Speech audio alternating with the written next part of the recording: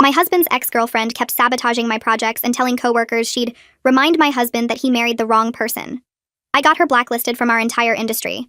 I've been working at this pharmaceutical company for 8 years and worked my way up to senior director of clinical research. My husband Tom and I met at a conference 5 years ago when he was presenting his research on autoimmune disorders. We got married 2 years later, and everything was perfect. Tom always mentioned his high school girlfriend Ashley when we talked about our pasts. They dated all through high school and college. Then she dumped him to move to Paris for some art thing. He was devastated but eventually got over it and focused on his career. I didn't think much about her until she showed up at my office 3 months ago. She was interviewing for a research coordinator position in my department. I recognized her from old photos Tom had shown me. She acted like she had no idea who I was during the interview. Her resume was actually impressive. She had a chemistry degree and 5 years of lab experience. My boss Keith loved her and wanted to hire her immediately. I couldn't say no without looking petty, so she started the next week. First day, Ashley comes to my office and says we should clear the air. She tells me she knows I'm married to Tom and she's totally over him, just needed a job and my company had the best opening. She said she hoped we could be professional. I believed her because why would she come back after 10 years just to mess with my marriage? But then little things started happening. She'd bring up stories about Tom from high school during team meetings, like we'd be discussing protocols and she'd randomly say something reminded her of when Tom did this or that in chemistry class. She friend requested all my coworkers on social media and started posting old photos of her and Tom from when they were teenagers.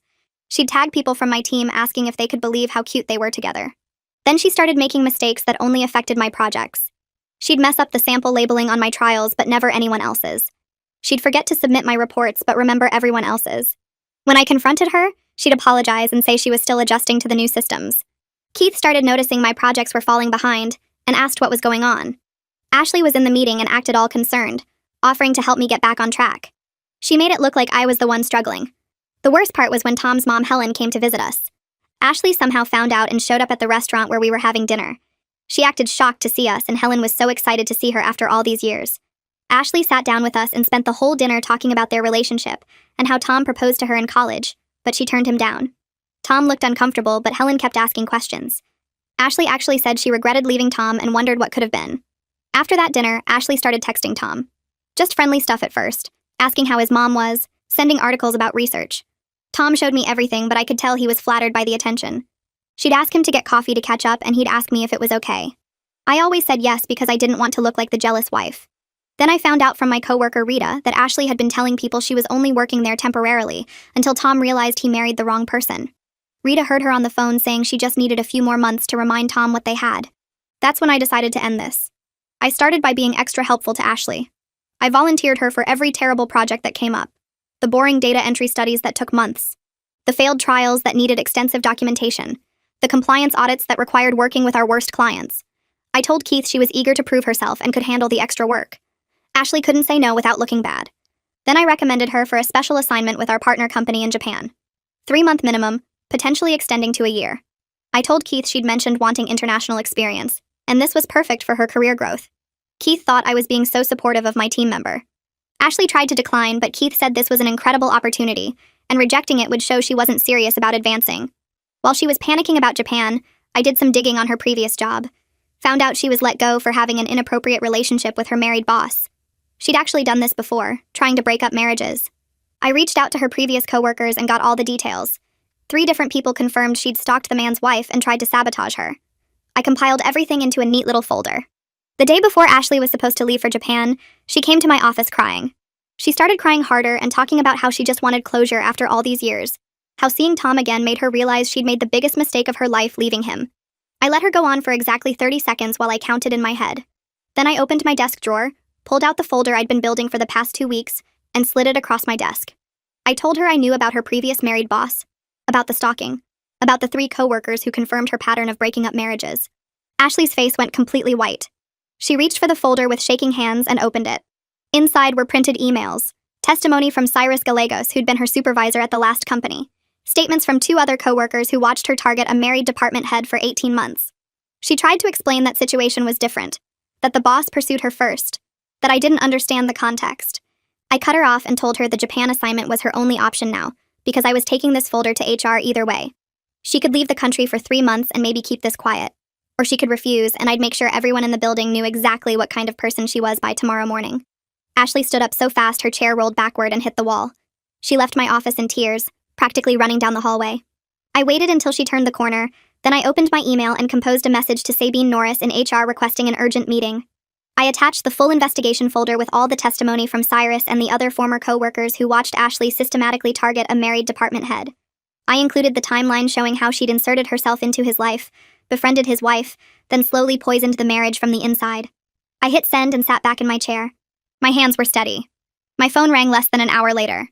Sabine asked me to come to her office immediately. When I walked in, she was already on the phone with Ingrid Pritchard, our company attorney. Both of them looked seriously concerned as they reviewed the evidence spread across Sabine's desk. Ingrid asked me direct questions about how I'd obtained the information, whether I'd contacted Ashley's previous employer, what prompted me to investigate. I answered everything honestly.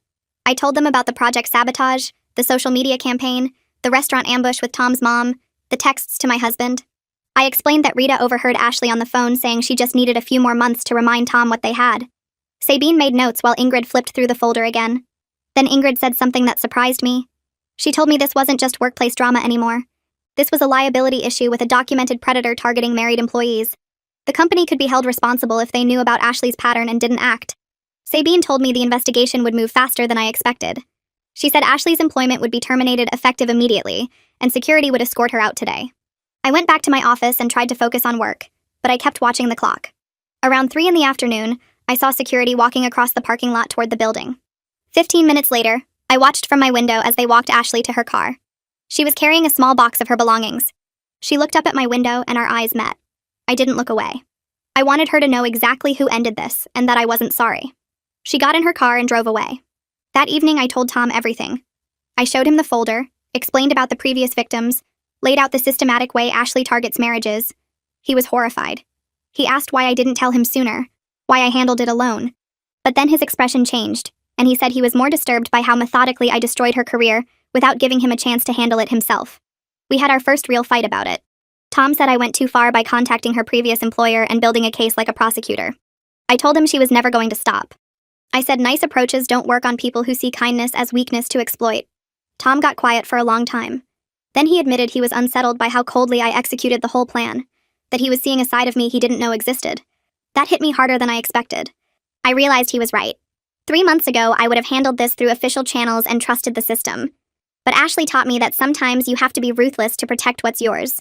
We went to bed without really resolving anything. The next morning, Keith called me into his office and I braced for fallout. Instead, he thanked me for bringing the situation to HR before it became a bigger problem. He admitted he was completely fooled by Ashley's credentials and charm. He said he was impressed I documented everything so thoroughly and caught a pattern that could have caused serious problems for the company. Keith leaned back in his chair and rubbed his temples. He told me something that made my stomach drop. The compliance team had been tracking irregularities in my project timelines for the past 2 months. They were starting to question my management capabilities. They thought I was the problem. My evidence folder cleared up the mystery of why only my work was affected. Keith said he should have noticed the pattern himself. He apologized for not catching it sooner.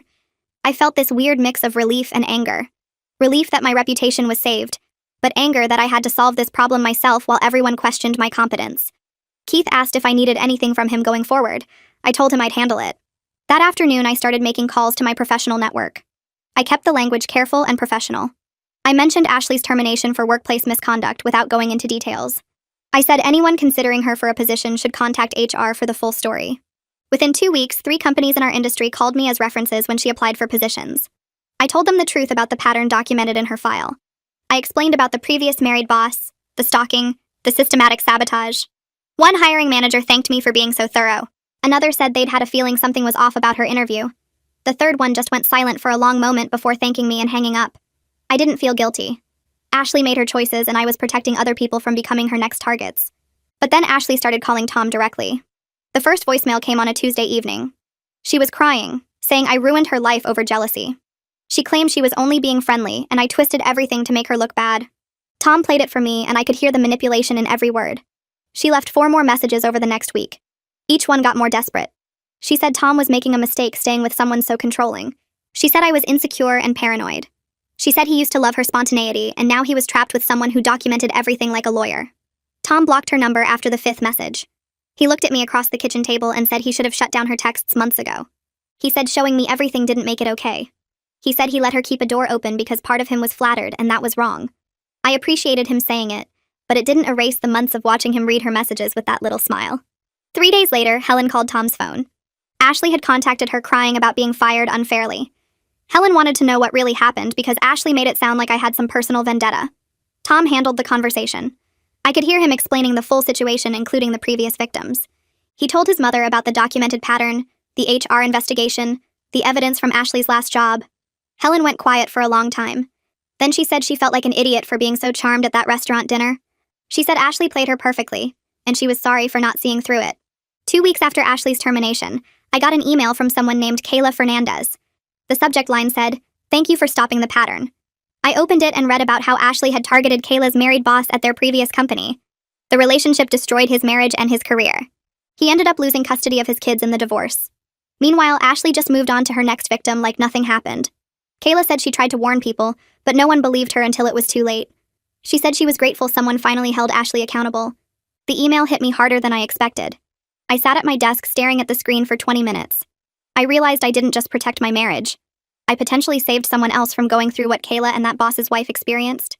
The validation helped, but it didn't completely erase my discomfort with how ruthlessly I operated. I kept thinking about the look on Ashley's face when security walked her out. That week, Tom suggested we start couples counseling. He said this experience exposed cracks in how we communicate about threats and boundaries. I agreed because I knew he was right.